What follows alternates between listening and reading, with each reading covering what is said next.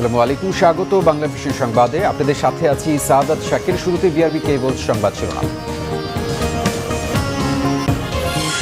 দেশে করোনায় আরও 145 জনের মৃত্যু, 25,000 ছাড়ালো মোট মৃত্যুর সংখ্যা, নতুন করে শনাক্ত 5,993।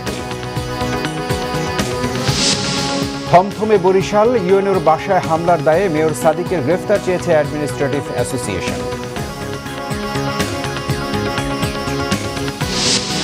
সীমিত আয়োজনে পালিত হচ্ছে পবিত্র আশুরা। এই প্রজন্মের অনেকে জানে না দিনটির তাৎপর্য। বাড়াবাড়ি না করার আহ্বান ইসলামী চিন্তাবিদদের। দেখছিলেন বিআরবি কেবল সংবাদ শিরোনাম, এবারে বিস্তারিত। দেশে করোনায় সর্বমোট মৃত্যুর সংখ্যা 25,000 ছাড়িয়েছে, তবে ধারাবাহিকভাবে কমছে শনাক্ত মৃত্যুর হার। স্বাস্থ্য অধিদপ্তরের বিজ্ঞপ্তিতে জানানো হয়েছে, গত একদিনে আরও 145 জনের মৃত্যু হয়েছে। এ নিয়ে কোভিড-19-এ 25,023 জনের মৃত্যু হলো। এখনও সবচেয়ে বেশি মৃত্যু ঢাকা বিভাগে 57 জন, এরপর চট্টগ্রামে 43 ও খুলনায় 15 জন মারা গেছেন। সবচেয়ে কম মৃত্যু বরিশালে 4 জন। 24 ঘন্টায় নমুনা পরীক্ষা হয়েছে 34,892টি। এতে 5,993 জনের করোনা শনাক্ত হয়েছে। এ নিয়ে মোট 14,53,203 জনের করোনা শনাক্ত হলো। নতুন 10,574 জন সহ মোট সুস্থ হয়েছেন 13,47,755 জন। শনাক্তের হার 17.18, সুস্থ 92.74 ও মৃত্যু 1.72%। রাজধানীর হাসপাতালগুলোতে কিছুটা কমেছে করোনা রোগীর চাপ, খালি আছে বেড, কোথাও কোথাও খালি আছে আইসিইউ। তবে সরকারি হাসপাতালে ব্যবস্থাপনা নিয়ে অভিযোগ বিস্তর। সরকারি ছুটির দিন হওয়ায় শুক্রবার হাসপাতালগুলো তুলনামূলক ফাঁকা। মানুষকে আগের মতো বেডের খোঁজে ছুটতে হচ্ছে না হাসপাতাল থেকে হাসপাতালে। প্রায় একই চিত্র সোহরাওয়ার্দী হাসপাতালে। কিছুদিন আগে রোগীর ব্যস্ত ছোটাছুটি আর বেডের জন্য হাহাকার থাকলেও এখন বদলে গেছে দৃশ্যপট। তবে সেবার মান নিয়ে নাখোশ কেউ কেউ। হাসপাতাল কর্তৃপক্ষ বলছে, কিছুদিন আগে শেষ হওয়া কঠোর বিধিনিষেধের কারণে সংক্রমণ কমেছে। বরিশাল সদর উপজেলার ইউএনও মুনিবুর রহমানের সরকারি বাসভবনে হামলার ঘটনায় নগরীতে থমথমে অবস্থা বিরাজ করছে। শুক্রবার সকাল থেকে নগরীর রাস্তাঘাটে লোকজনের উপস্থিতি ও যানবাহন চলাচল কম। বৃহস্পতিবার নগরীতে বিজিবি সদস্যদের মোতায়েনের সিদ্ধান্ত হলেও এখনই বিজিবি নামানোর প্রয়োজন নেই বলে জানিয়েছেন বিভাগীয় কমিশনার। তবে প্রস্তুত রয়েছে আইনশৃঙ্খলা বাহিনী। এদিকে পিরোজপুর ও পটুয়াখালী জেলা থেকে 10 জন নির্বাহী ম্যাজিস্ট্রেটকে বরিশালে নেওয়া হয়েছে। বুধবার সে হামলার ঘটনায় দায়ের করা 2 মামলায় বরিশালের মেয়র সান্নিয়াবাদ সাদিক আবদুল্লাহকে প্রধান আসামি করা হয়েছে।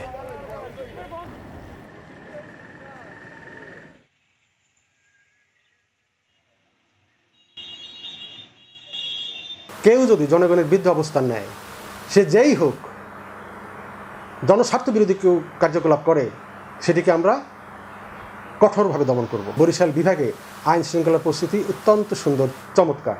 জনগণের জীবনযাপন অত্যন্ত স্বাভাবিক। সেই কারণে আমরা এখন মনে করছি যে বিজিবির আমাদের এখন প্রয়োজন হবে না। যদি হয়, আমাদের বিজিবির যারা কর্তৃপক্ষ আছে তারা প্রস্তুত আছেন। এদিকে বরিশালের নির্বাহী অফিসারের বাসায় হামলার ঘটনায় মেয়র সান্নিয়াবাদ সাদিক আবদুল্লাহকে গ্রেফতারের দাবি জানিয়েছে বাংলাদেশ অ্যাডমিনিস্ট্রেটিভ সার্ভিস অ্যাসোসিয়েশন।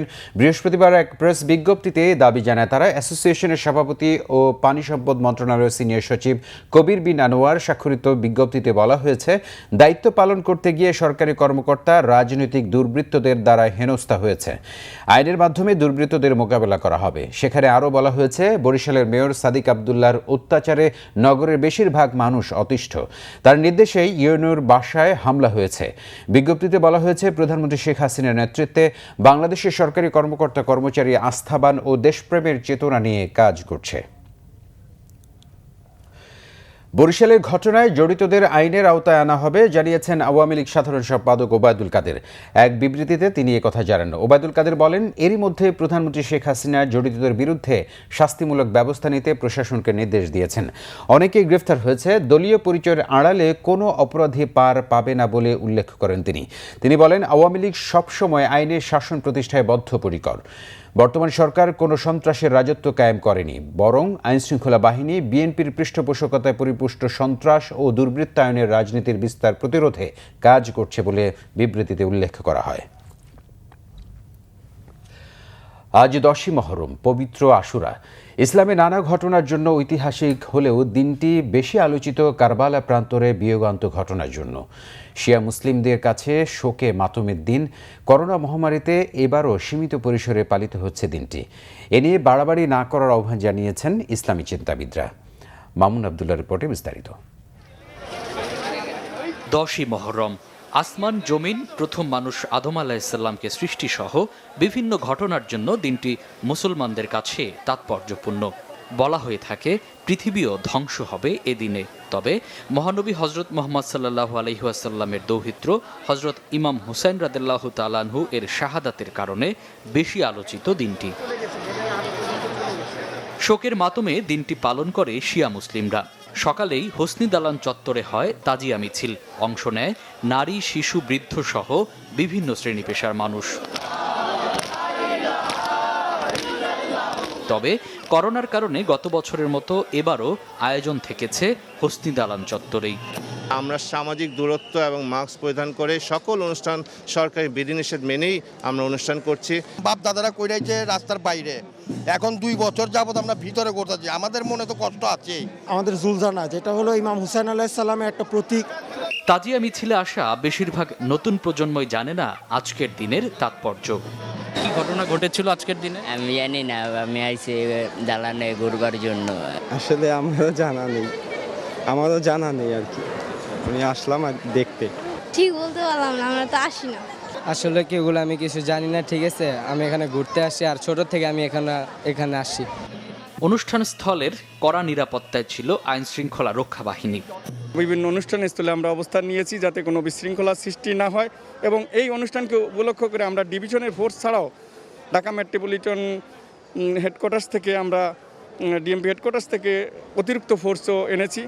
দিনটিতে বাড়াবাড়ি না করার পরামর্শ ইসলামী চিন্তাবিদদের। জানিয়েছেন এদিনে রোজার আলাদা গুরুত্বের কথা। আমাদের অনেকের ধারণা কারবালার ঘটনার কারণে এই দিনটি তাৎপর্যপূর্ণ। আসলে বিষয়টি এমন নয়। কারবালার কাহিনীটাকে আশুরার কাহিনী বলে চালিয়ে দেওয়ার কোনো সুযোগ নেই। এই জন্য আশুরাকে সম্মান করার জন্য আশুরার 10 তারিখ 9 তারিখ রোজা রাখা, অথবা 10 তারিখ 11 তারিখ রোজা রাখা। মাহে রমজানের রোজার পরে এই মুহররমের রোজার থেকে গুরুত্বপূর্ণ রোজা আর নেই। ইসলাম স্বীকৃত নয় এমন কর্মকাণ্ড থেকে সবাইকে বিরত থাকারও আহ্বান জানান ইসলামী ব্যক্তিত্বরা। মামুন আবদুল্লাহ, বাংলাভিশন, ঢাকা। পবিত্র আশুরা উপলক্ষে দোয়া ও মিলাদ মাহফিল করেছে জাতীয়তাবাদী দল বিএনপি। কারবালা প্রান্তরে ইমাম হোসেনের মর্মান্তিক শাহাদাতের ঘটনা গভীরভাবে শ্রদ্ধার সাথে স্মরণ করেন বিএনপি নেতারা। আশুরার এই দিনে ইমাম হোসেনের ত্যাগের আদর্শে অনুপ্রাণিত হয়ে দেশ ও জনগণের জন্য কাজ করার আহ্বান জানান নেতারা। সেই সাথে সব অন্যায় অবিচারের বিরুদ্ধে প্রতিবাদের কথাও বলেন তারা। জনগণের কল্যাণে নিজেদের উৎসর্গ করতে ইতিবাচক মানসিকতা তৈরির উপর জোর দেন বিএনপি নেতারা। তারা বলেন, কোনো অন্যায়ের কাছে মাথা নত না করাই কারবালা শিক্ষা। সেই শিক্ষায় অনুপ্রাণিত হয়ে সামনের দিকে এগিয়ে যাবার আহ্বান জানান। এ সময় কারবালায় শহীদদের পাশাপাশি মুসলিম উম্মার শান্তি ও সমৃদ্ধি কামনা করে দোয়া ও মুনাজাত করা হয়। হেফাজতে ইসলামের নতুন আমির হিসেবে মাওলানা মহিবুল্লাহ বাবু নগরীর নাম ঘোষণা করা হয়েছে। বৃহস্পতিবার রাত 11টার দিকে বিষয়টি নিশ্চিত করেন হেফাজতে ইসলামের মহাসচিব আল্লামা নুরুল ইসলাম। প্রায় 90 বছর বয়সী মহিবুল্লাহ বাবু নগরী হেফাজতের প্রতিষ্ঠা থেকে সংগঠনের সিনিয়র নায়েবে আমির ছিলেন। পরে কওমি মাদ্রাসা সনদের স্বীকৃতি নিয়ে প্রয়াত শাহ আহমদ শফির সঙ্গে মতবিরোধে তিনি 2019 সালে পদত্যাগ করেন। গত বছরের সেপ্টেম্বরে তার মৃত্যুর পর নভেম্বরে কাউন্সিল হয়। সে সময় কমিটিতে প্রধান উপদেষ্টা করা হয় মহিবুল্লাহ বাবু নগরীকে। প্রয়াত হেফাজত আমির মাওলানা জুনায়েদ বাবু নগরী ও প্রধান উপদেষ্টা মহিবুল্লাহ বাবু নগরী দুজনে সম্পর্কে আপন মামা ভাগ্নে। পদ্মায় তীব্র স্রোতে ব্যাহত হচ্ছে পাটুরিয়া, দৌলতদিয়া ও শিমুলিয়া বাংলাবাজার নৌরুটের ফেরি চলাচল। 2 ঘাটে পারাপারের অপেক্ষায় শত শত যানবাহন। বিআইডব্লিউটিসি জানিয়েছে, নদীতে পানি বৃদ্ধি ও স্রোতের কারণে ফেরি চলাচলের সময় বেশি লাগছে। পাটুরিয়া দৌলতদিয়া ঘাটে পণ্যবাহী ট্রাকের দীর্ঘ সারির সৃষ্টি হয়েছে। এ নৌরুটে 18টি ফেরির মধ্যে 17টি চলাচল করছে। এরপরও চরম দুর্ভোগে যাত্রী ও চালকরা। একই চিত্র শিমুলিয়া বাংলাবাজার নৌরুটেও। পদ্মায় তীব্র স্রোত ও ঢেউয়ে স্বাভাবিক গতিতে চলতে পারছে না ফেরিগুলো। বৃষ্টি আর উজান থেকে আসা পাহাড়ি ঢলে তিস্তার পানিতে তলিয়ে গেছে রংপুর, লালমনিরহাট ও গাইবান্ধার নিম্নাঞ্চল। ওপারের ঢলে রংপুরের গঙ্গাচড়া ৩ ইউনিয়নের চরাঞ্চল সহ নিম্নাঞ্চলে কয়েক হাজার মানুষ পানিবন্দী হয়ে পড়েছেন। তিস্তার ব্যারেজ পয়েন্টে পানি বেড়ে গেলে তলিয়ে যায় বেশ কয়েকটি এলাকার নিম্নাঞ্চল, ফলে বসতবাড়ি ছেড়ে অনেকেই আশ্রয় নিয়েছেন উঁচু স্থানে। তিস্তার পানি বিপদসীমা অতিক্রম করায় প্লাবিত হয়েছে নদী তীরবর্তী নিম্নাঞ্চল ও চরাঞ্চল এলাকাগুলো। এতে লালমনিরহাটে 5 উপজেলায় প্রায় 35টি গ্রাম ও চর এলাকার 20,000 মানুষ পানিবন্দী হয়ে পড়েছেন। পানিতে তলিয়ে গেছে ঘর বাড়ি, রাস্তাঘাট ও ফসলি জমি। লালমনিরহাট জেলার কমপক্ষে 16টি ইউনিয়নের নতুন নতুন এলাকা তিস্তার পানিতে প্লাবিত হচ্ছে। পানিবন্দী অনেক পরিবার ঘর বাড়ি ছেড়ে আশ্রয় নিয়েছেন সরকারি রাস্তা ও পানি উন্নয়ন বোর্ডের মাঝে। এদিকে তিস্তা, ব্রহ্মপুত্র, যমুনা নদীর পানি বেড়ে প্লাবিত হয়েছে গাইবান্ধার সুন্দরগঞ্জ, ফুলছড়ি, সাঁঘাটা ও সদর উপজেলার নদী তীরবর্তী চর, দ্বীপচর ও নদী তীরবর্তী সমতল এলাকার নিম্নাঞ্চল। চরম ভোগান্তিতে দিন কাটাচ্ছে পানিবন্দী মানুষ। উজান থেকে নেমে আসা পাহাড়ি ঢল ও ভারী বৃষ্টিতে সিরাজগঞ্জে যমুনা নদীর পানি বৃদ্ধি অব্যাহত রয়েছে। এতে চরাঞ্চল ও নদী তীরবর্তী এলাকা প্লাবিত হতে শুরু করেছে। পানিবন্দী হয়ে পড়েছেন এসব এলাকার কয়েক হাজার মানুষ। তলিয়ে যাচ্ছে অনেক ফসলি জমি। দীর্ঘদিন বন্ধ থাকার পর দেশের সব বিনোদন ও পর্যটন কেন্দ্র খুললেও দর্শনার্থীদের উপস্থিতি বেশ কম। দেশের বিভিন্ন প্রান্ত থেকে কক্সবাজার, খাগড়াছড়ি, বান্দরবান ও রাঙামাটিতে যাওয়া শুরু করেছেন পর্যটকরা। পুরনো চেহারায় ফিরছে খাগড়াছড়ির সবকটি পর্যটন ও বিনোদন কেন্দ্র। তেমন ভিড় না হলেও স্বাস্থ্যবিধি মেনে অনেকেই ছুটেছেন প্রকৃতির সৌন্দর্য উপভোগ করতে। আলুটিলা পর্যটন কেন্দ্র, রিছাং ঝর্ণা, খাগড়াছড়ি ঝুলন্ত সেতু ও মায়াবী লেক সহ অন্যান্য কেন্দ্রগুলোতে পর্যটকদের উপস্থিতি ছিল চোখে পড়ার মতো। খুলেছে চট্টগ্রাম নগরীর বিনোদন কেন্দ্রগুলোও, তবে দর্শনার্থীদের উপস্থিতি ছিল অনেক কম। চট্টগ্রাম চিড়িয়াখানা, ফয়েজ লেক, অ্যামিউজমেন্ট পার্ক সহ বিভিন্ন কেন্দ্রগুলোতে স্বাস্থ্যবিধি মেনে প্রবেশ করানো হচ্ছে দর্শনার্থীদের। করোনা পরিস্থিতির উন্নতি হলে দর্শনার্থীদের সমাগম বাড়বে বলে মনে করছে কর্তৃপক্ষ। এদিকে 4.5 মাস পর খুলেছে গাজীপুরের বঙ্গবন্ধু শেখ মুজিব সাফারি পার্ক। স্বাস্থ্যবিধি মেনে দর্শনার্থীদের জন্য রাখা হয়েছে সব ব্যবস্থা।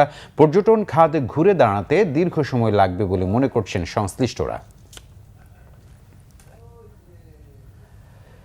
রোদ আর গরমে কৃষকের নিত্যদিনের কষ্ট দূর করতে নতুন একটি যন্ত্র বানিয়েছেন জামালপুরের রাজু আহমেদ। নাম দিয়েছেন সোলার ফ্যান। তার দাবি, এর মাধ্যমে ক্লান্তিহীনভাবে মাঠে টানা কাজ করতে পারবেন কৃষকরা। ছোটবেলা থেকে কৃষিযন্ত্র তৈরির প্রতি আগ্রহ জামালপুর সদর উপজেলার শরীফপুর ব্যাপারীপাড়ার রাজু আহমেদের। পেশায় ইলেকট্রিশিয়ান রাজু আমপাড়ার ডিজিটাল যন্ত্র, ক্ষেতের পাখি তাড়ানোর মেশিন, ভুট্টার বীজ বপনের মেশিন সহ নানা কিছু উদ্ভাবন করেছেন। কিন্তু সর্বশেষ তৈরি সোলার ফ্যান নজরে আসে সবার। যন্ত্রটি তৈরি করতে রাজু আহমেদ 20 ওয়াটের একটি সোলার প্যানেল, 12 ভোল্টের 2টি ছোট ফ্যান, 2টি সুইচ, একটি বেল্ট ও বডি মেকানিক্যাল ব্যবহার করেছেন। বানাতে খরচ হয়েছে 1,500 টাকা। আমি যা রোজগার করি 50% টাকা আমি ব্যবসায় দিই, আর 50% টাকা আমি কৃষি যন্ত্রপাতির উপরে রিচার্জ করি। একদিন মাঠে আসি, মাঠে আসার পরে দেখি কৃষক গরমে ক্লান্ত হয়ে ফিট হয়ে গেল। এরপরে কয়েকটা লোক আসে পানি ডাললো, পানি ডালার পরে সে সুস্থ হইলো, সুস্থ হওয়ার পরে একটু বাতাস করলো। তখন আমি ভাবলাম যে এগোরে যদি গেলে কৃষি যন্ত্রপাতির মাধ্যমে যদি গেলে এদের একটু সেবা দেওয়া যায়, তাহলে আমার মনে হয় দেশে কাজের গতিটা আরও বাড়ব। রাজু তৈরি সোলার ফ্যানটি ব্যবহার করেছেন কয়েকজন কৃষক। স্বাচ্ছন্দ্যে মাঠে ক্লান্তিহীনভাবে কাজ করতে পেরে আনন্দিত তারা। এটা মাথায় দিয়ে কাজ করলে অনেক ভালো।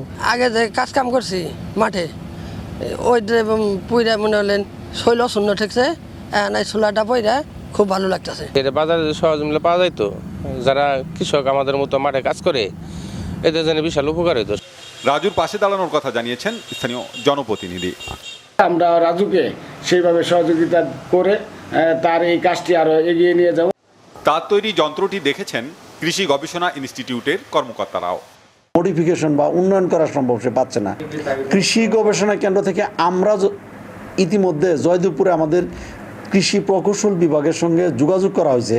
তাকে ইনোভেশন টেকনোলজি, তাকে প্রশিক্ষণ এবং তার ব্যাপারে সহযোগিতা করা যায় কিনা। কৃষকদের মাঝে ফ্যানটির চাহিদা থাকলেও অর্থাভাবে বাজারজাত করতে পারছেন না Raju Ahmed. Bangla vision news desk. গাইবান্ধার সুন্দরগঞ্জে মসজিদের মুষ্টির চাল সংগ্রহ নিয়ে সংঘর্ষে একজন নিহত হয়েছে। আজ সকালে শান্তিরাম কালীতলা এলাকার আয়ুব আলী মুষ্টির চাল আনতে মসজিদে যায়। সে সময় একই গ্রামের বাবলু মিয়া ও ইউনুস আলীর সাথে আয়ুব আলীর কথা কাটাকাটি হয়। পরে বাধে সংঘর্ষ। ইউনুসের দুই ছেলে শাহিন ও মাসুদের পিটুনিতে গুরুতর আহত হয় বাবুল মিয়া। হাসপাতালে নেওয়ার পথে মৃত্যু হয় তার। অভিযুক্ত শাহিন ও মাসুদকে গ্রেফতার করেছে পুলিশ। এদিকে পূর্বশত্রুতার জেরে চুয়াডাঙ্গার আলমডাঙ্গায় মনিরুল ইসলাম নামে একজনকে হত্যা করেছে দুর্বৃত্তরা।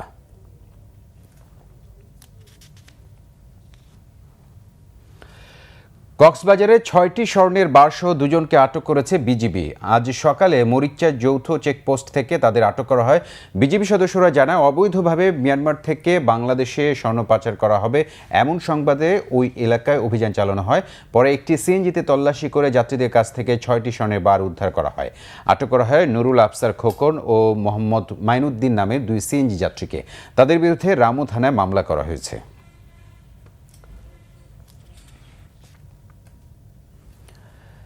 গাজীপুরে ৪ চোখ ও ২ মুখের অদ্ভুত এক গরুর বাছুরের জন্ম হয়েছে। শত শত মানুষ ভিড় করছে বাছুরটিকে দেখতে।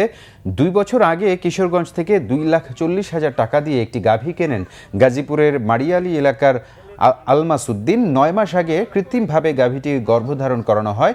১৬ আগস্ট তার চোখ ও ২ মুখ নিয়ে জন্ম নেয় একটি বাছুর। জন্মের পরপরই মায়ের কাছ থেকে বাছুরটিকে আলাদা করে রাখা হয়েছে বলে জানিয়েছেন খামার মালিক। বাছুরটি একই সাথে ২ মুখ দিয়েই খাবার খেতে পারে। তাকে নিয়মিত দুধ ও স্যালাইন খাওয়ানো হচ্ছে। সঠিক চিকিৎসা ও পরিচর্যায় এখনও সুস্থ ও স্বাভাবিক আছে অদ্ভুত এ বাছুরটি। এবারে দেশের বিভিন্ন জায়গার আরও কিছু খবর নিয়ে দেখুন একটি ডেস্ক রিপোর্ট। সংসদ সদস্য আমির হোসেন আমু বলেছেন, বঙ্গবন্ধুর খুনিদের বিচার হয়েছে, এখন মদতদাতাদেরও বিচার করতে হবে। ঝালকাঠিতে জাতীয় শোক দিবস উপলক্ষে আয়োজিত সভায় যোগ দিয়ে তিনি কথা বলেন। বঙ্গবন্ধু শাহাদাত বার্ষিকী উপলক্ষে সিলেটের দুস্থদের মাঝে খাবার বিতরণ করেছে একটি বেসরকারি সংস্থা। নগরীর রায়ের নগরে এ সামগ্রী বিতরণ করা হয়। জাতীয় শোক দিবস উপলক্ষে গোপালগঞ্জে ফলজ গাছে চারা বিতরণ করেছে একটি বেসরকারি সংস্থা। পরে কোটালীপাড়া কমলকুড়ি বিদ্যানিকেতন হল রুমে হয় সংক্ষিপ্ত আলোচনা সভা। মুজিব বর্ষে পার্বত্য এলাকার প্রতিটি গৃহহীনদের মাথা গোঁজার জন্য প্রধানমন্ত্রীর উপহারের ঘর দেয়া হবে, জানিয়েছে সংসদ সদস্য দীপঙ্কর তালুকদার। রাঙামাটি সদর উপজেলার প্রধানমন্ত্রীর উপহারের ঘর পরিদর্শন শেষে সাংবাদিকদের তিনি এ কথা জানান। টাঙ্গাইলের নদী ভাঙন ঠেকাতে দীর্ঘস্থায়ী সুরক্ষা ব্যবস্থা ও টেকসই বাঁধ নির্মাণের উদ্যোগ নেওয়া হয়েছে বলে জানিয়েছেন কৃষিমন্ত্রী আব্দুর রাজ্জাক। দুপুরে ধনবাড়ী উপজেলার নদী ভাঙন এলাকা পরিদর্শন শেষে এ তথ্য জানান তিনি। জয়পুরহাট জেলার ৫ থানা ও ৫ পৌর বিএনপির আহ্বায়ক কমিটি গঠন করা হয়েছে। শুক্রবার সকালে স্টেশন রোডস্থ দলীয় কার্যালয়ে এই কমিটি ঘোষণা করেন জেলা বিএনপির আহ্বায়ক শামসুল হক। লালমনিরহাটে কমিটি নিয়ে বিরোধের জেরে সংবাদ সম্মেলন করেছে ইউনিয়ন আওয়ামী লীগের নেতারা। দলীয় কার্যালয়ের নেতারা স্বচ্ছ প্রক্রিয়া নির্বাচনের মাধ্যমে কমিটি গঠনের দাবি জানান। কুড়িগ্রামে স্বাস্থ্যসম্মত স্যানিটারি ন্যাপকিন কারখানার উদ্বোধন করা হয়েছে। সকালে এর উদ্বোধন করেন জেলা প্রশাসক রেজাউল করিম। শর্মিলা কেয়া, বাংলাভিশন নিউজ ডেস্ক। সংবাদ শেষ করব বিআরবিকে বলছি শিরোনামগুলো আরেকবার জানিয়ে দিয়ে। দেশে করোনায় আরও ১৪৫ জনের মৃত্যু, ২৫,০০০ ছাড়ালো মোট মৃত্যুর সংখ্যা, নতুন করে শনাক্ত ৫,৯৯৩। থমথমে বরিশাল, ইউনুর বাসায় হামলার দায়ে মেয়র সাদিকের গ্রেফতার চেয়েছে অ্যাডমিনিস্ট্রেটিভ অ্যাসোসিয়েশন।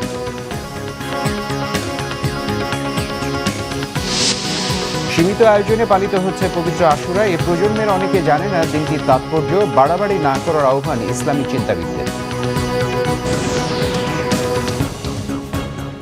প্রিয় দর্শক, এই ছিল এখনকার মতো। পরের সংবাদ সন্ধ্যা 7:30টায় দেখার আমন্ত্রণ রইল। এছাড়া বাংলাভিশন সংবাদ ও সংবাদ সংশ্লিষ্ট অনুষ্ঠান দেখতে ভিজিট করুন www.bbnews24.com ও facebook.com/banglavishnnews এবং সাবস্ক্রাইব করুন youtube.com/banglavishnnews। ধন্যবাদ সবাই।